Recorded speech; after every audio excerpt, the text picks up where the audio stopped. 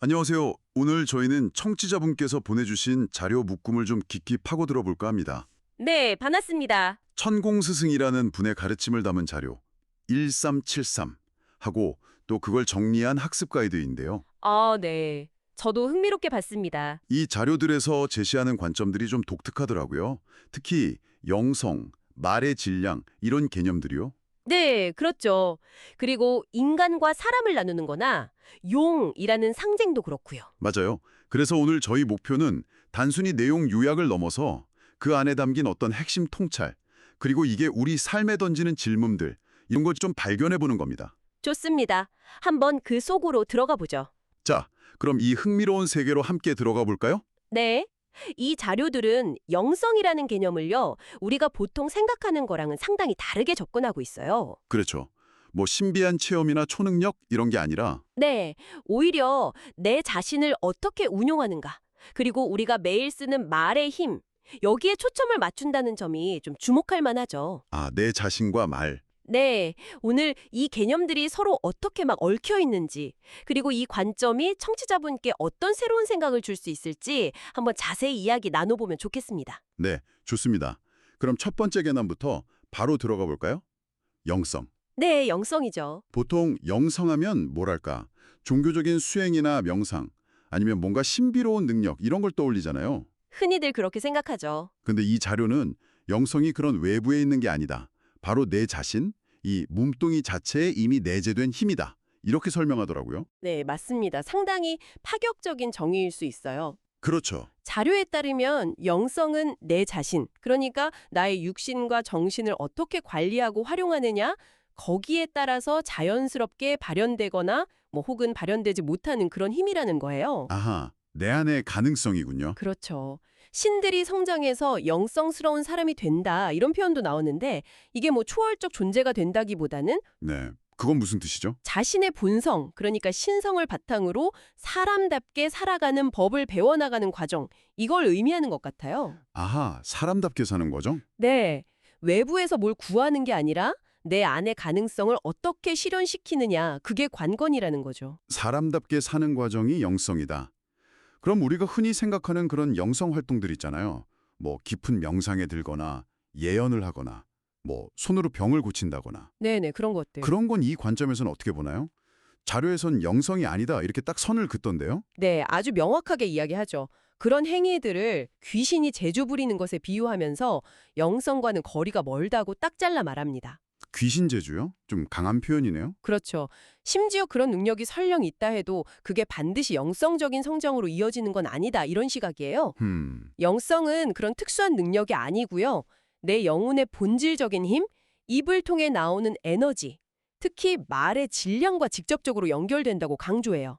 여기서 말의 질량 개념이 나오네요. 네. 그러니까 신비 체험이 아니라 일상 속에서 얼마나 의미 있는 삶을 사느냐, 또 얼마나 의미 있는 말을 하느냐, 이게 영성의 척도다, 이런 거죠. 영성의 핵심이 외적인 체험이 아니라 내면에서 나와서 말로 표현되는 에너지다.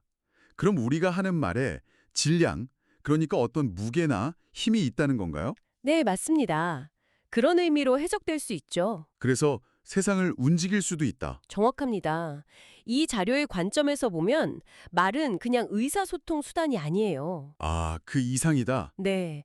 우주에서 유일하게 말을 할 수 있는 존재가 사람인데 그 말이 가진 에너지의 질량, 이게 세상을 구성하고 변화시키는 근본적인 힘이다, 이렇게 보는 거죠. 와, 굉장히 중요한 개념이네요. 말의 질량. 네. 근데 여기서 중요한 건 아무 말이나 하는 게 아니라는 거예요. 그렇죠. 시대의 흐름을 읽고 사람들한테 꼭 필요한 말, 힘과 용기를 줄 수 있는 그런 질량 있는 말을 하는 것. 질량 있는 말. 네. 이런 말이 바로 영성의 힘이 구체적으로 발현되는 통로다, 이겁니다. 그냥 말이 아니라 질량 있는 말. 예를 들면 뭐가 있을까요? 지도자가 국민이 어려울 때 힘을 주는 말. 그렇죠.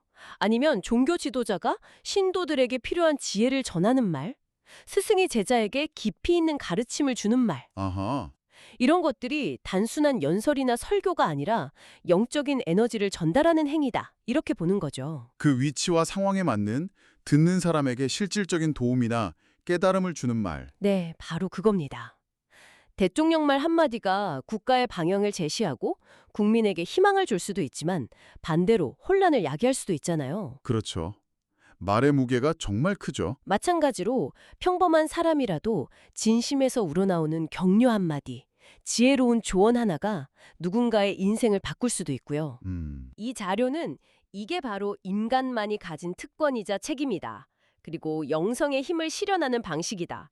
이렇게 강조하는 것 같아요. 말의 무게를 알고 신중하게 사용해야 한다. 이런 메시지네요. 네, 아주 강력한 메시지죠. 그렇다면 이 질량 있는 말을 하고 영성의 힘을 발휘할 수 있는 존재, 그런 존재는 어떤 특징을 가질까요?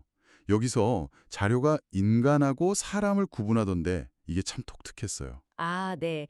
그 부분이죠. 이게 단순히 생물학적인 구분이 아니라 어떤 성장의 단계를 나타내는 것 같아요. 성장 단계요? 네. 여기서 인간은 주로 자기 개인적인 욕구나 이익, 그러니까 사적인 걸 중심으로 살아가는 존재를 의미하는 것 같고요. 사적인 삶. 반면에 사람은 이런 개인적인 차원을 넘어서서 나뿐만 아니라 다른 사람, 사회 전체를 위해 기여하고 공적인 책임을 다하는 존재, 공적인 삶을 사는 존재로 그려져요. 공적인 삶. 네. 그러니까 단순히 나이가 들거나 지식이 많다고 저절로 사람이 되는 게 아니라 어떤 의식적인 노력과 성장을 통해서 도달해야 하는 단계다. 이런 거죠. 사적 삶에서 공적 삶으로의 전환. 그게 인간에서 사람으로 성장하는 핵심이군요. 네, 그렇게 볼 수 있죠. 그리고 이렇게 사람이 되어야 비로소 말에 진정한 질량이 실리고 세상을 이롭게 하는 영성의 힘을 제대로 발휘할 수 있다. 이렇게 이어지는 거고요. 네, 맞습니다. 사람이 되면 자기 말과 행동에 더 큰 책임감을 느끼게 되고 그 영향력을 좀 더 긍정적인 방향으로 쓰려고 노력하게 되겠죠. 그리고 이 자료는 여기서 한 단계 더 나아가요. 사람으로서 공적인 삶을 완성하고 세상을 아주 크게 이롭게 한 존재, 그 존재가 도달하는 궁극적인 경지를 용에 비유합니다. 용. 용이 여기서 나오는군요. 동양 문화에서는 굉장히 신성하고 강력한 존재잖아요. 그렇죠. 상징성이 크죠. 여기서는 인간 성장의 최고 단계를 상징하는 거네요. 그럼 용이 입에서 불을 뿜거나 여의주를 내놓는 그런 모습은? 네, 그건 아마도 사람이 질량 있는 말이나 어떤 지혜의 에너지를 통해서 세상을 밝히고 이롭게 하는 행위, 그걸 시각적으로 표현한 게 아닐까 싶어요. 정확한 해석 같습니다. 특히 자료에서 홍익인간 지도자는 반드시 용이 되어야 한다. 이런 말도 하던데요. 네, 강조하죠. 널리 인간 세상을 이롭게 하는 리더. 그런 사람은 용이 되어야 한다. 그럼 용이 된다는 건 구체적으로 어떤 의미일까요? 자신의 마지막 생애 동안 사람들을 위해 헌신하고 봉사함으로써 영혼의 미개를 덜고 가볍게 만든다. 그래서 용천이라는 하늘 세계로 승천한다. 이게 이상적인 모습으로 그려져요. 영혼을 가볍게 한다. 네, 여기서 그 표현이 중요해요.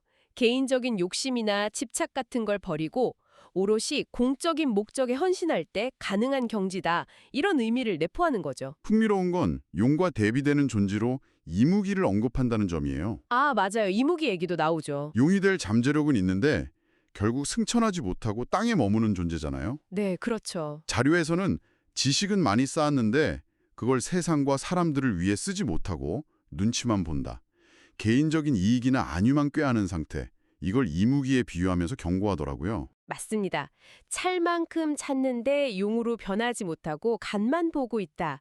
이런 표현이 아주 강렬하게 느껴졌어요. 네, 그 표현이 정말 인상적이었어요. 그건 잠재력을 가지고도 행동하지 못하는 상태의 어떤 안타까움, 그리고 위험성을 잘 보여주는 것 같아요. 행동하지 못하는 상태? 네, 충분한 지식과 능력을 갖추고도 용기를 못 내는 거죠.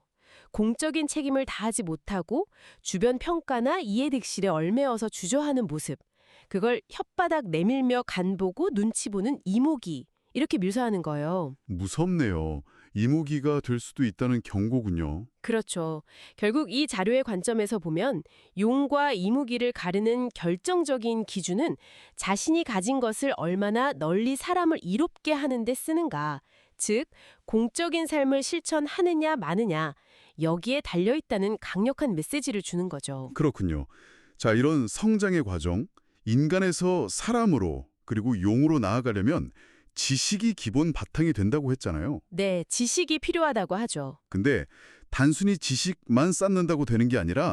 거기에 진리가 더해져야만 진짜 밀도를 갖춘 영성의 힘이 나온다. 이렇게 설명해요. 네, 맞아요. 여기서 말하는 지식하고 진리, 이건 어떻게 다른 걸까요? 자기식이라는 표현도 있었고요. 아, 네. 이 부분이 영성 발현에 좀 구체적인 메커니즘하고 관련이 있는 것 같아요. 자료에 따르면 지식은 우리가 뭐 학교, 책, 경험 이런 걸 통해서 배우고 습득하는 모든 정보와 학문, 이걸 의미합니다. 인류가 쌓아온 지혜의 총체 같은 거군요. 그렇죠. 이게 영성을 발현하기 위한 아주 필수적인 재료와 같은 거죠. 재료. 네. 근데 이 지식들이 아직 개인의 경험이나 관점의 한계 안에 머물러 있을 때, 그러니까 깊은 이해나 통찰 없이 그냥 피상적으로만 알고 있을 때 이걸 자기식이라고 표현하는 거예요. 아, 자기 방식대로의 이해, 자기식. 네, 말 그대로죠. 아직 충분히 소화되거나 통합되지 않은 상태. 그럼 진리는 어떤 역할을 하는 건가요? 그게 더해져야 밀도가 생긴다고 했잖아요.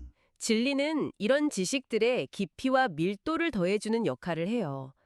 여기서 진리는 단순히 참된 이치라는 사전적 의미를 넘어서는 것 같아요. 아, 어떤 의미죠? 뭐랄까 세상과 인간, 자연의 근본적인 작동 원리에 대한 깊은 깨달음이나 통찰, 이걸 의미하는 걸로 보여요.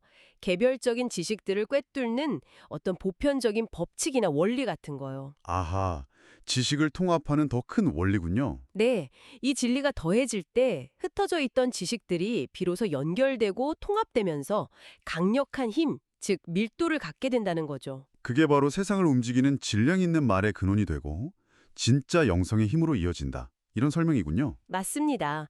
단순히 정보를 많이 아는 걸 넘어서 그 정보들이 서로 어떻게 연결되고 어떤 의미를 갖는지 깊이 이해하는 지혜, 그게 필요하다는 거죠. 그렇군요.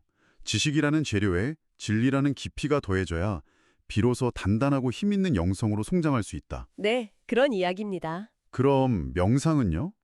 명상이 이런 진리를 깨닫거나 영성을 직접적으로 키우는 방법일까요? 자료를 보면 명상에 대해서도 좀 일반적인 생각하고는 다른 것 같아요. 아, 네, 그렇죠. 명상에 대한 관점도 좀 독특해요. 눈 감고 앉아서 신비한 심을 얻으려고 하는 그런 태도를 좀 비판하는 것 같기도 하고요. 맞아요. 이 자료에서 명상은 명성의 힘을 얻기 위한 어떤 특별한 수행법이라기보다는 내 안의 문제들을 해결하고 나를 공부하는 과정, 이렇게 설명돼요. 나를 공부하는 과정. 네, 명상 상태에서 가만히 있을 때 떠오르는 수많은 생각들이 있잖아요. 네, 심지어 우리가 잡생각이라고 그냥 치부해버리는 것들까지도요. 네, 잡생각 많죠. 그걸 외면하거나 억누를 대상이 아니라 내가 직면하고 해결해야 할 공부거리다, 이렇게 보는 거예요. 공부거리요. 예를 들면 어떤 걸까요?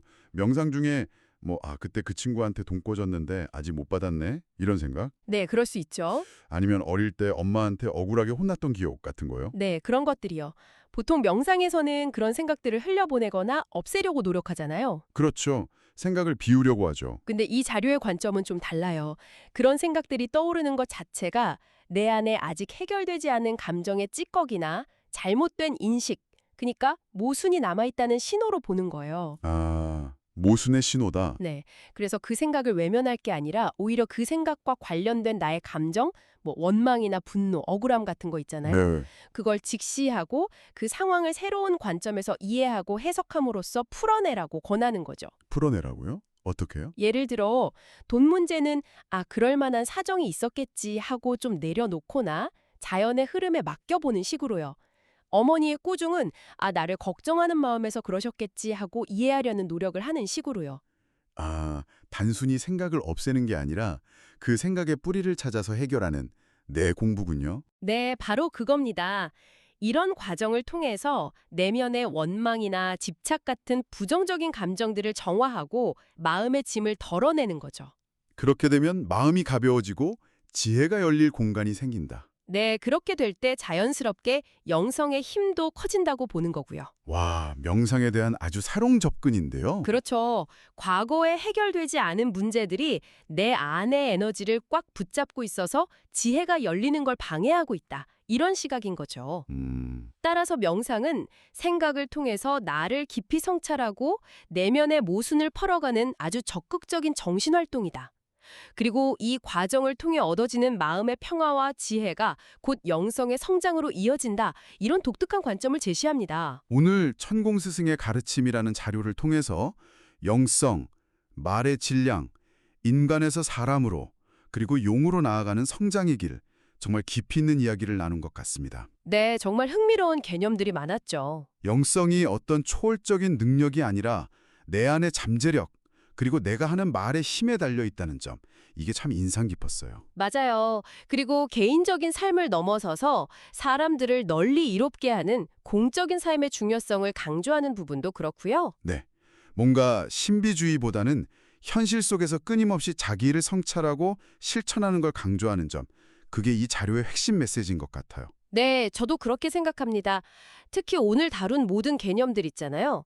영성, 말의 질량, 인간과 사람, 용, 지식과 진리, 심지어 명상까지도요. 네, 이게 결국은 질량 있는 말을 통한 공적인 삶의 실현이라는 하나의 목표를 향해서 아주 유기적으로 연결되어 있다는 점.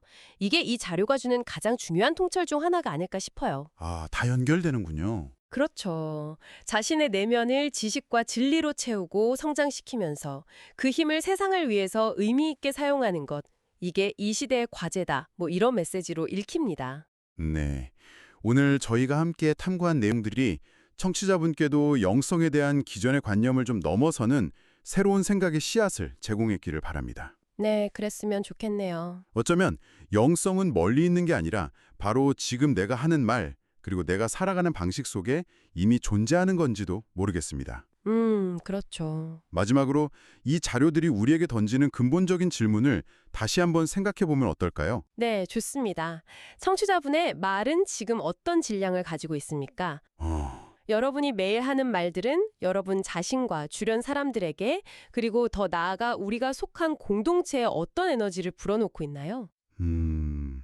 생각해 볼 문제네요. 그리고 당신의 현재 삶은 주로 개인적인 영역, 인간에 머물러 있습니까? 아니면 더 넓은 세상에 기여하는 사람의 길을 향해 나아가고 있습니까? 인간인가, 사람인가? 네. 이 질문들에 대한 답을 스스로 찾아가는 여정 자체가 어쩌면 이 자료가 이야기하는 진정한 영성을 깨닫고 실현해 나가는 첫걸음이 될지도 모르겠습니다. 네, 아주 의미 있는 질문인 것 같습니다. 저희는 다음 시간에 또 다른 흥미로운 자료 분석과 함께 돌아오겠습니다. 오늘 함께 깊이 고민해 주셔서 감사합니다. 네, 감사합니다.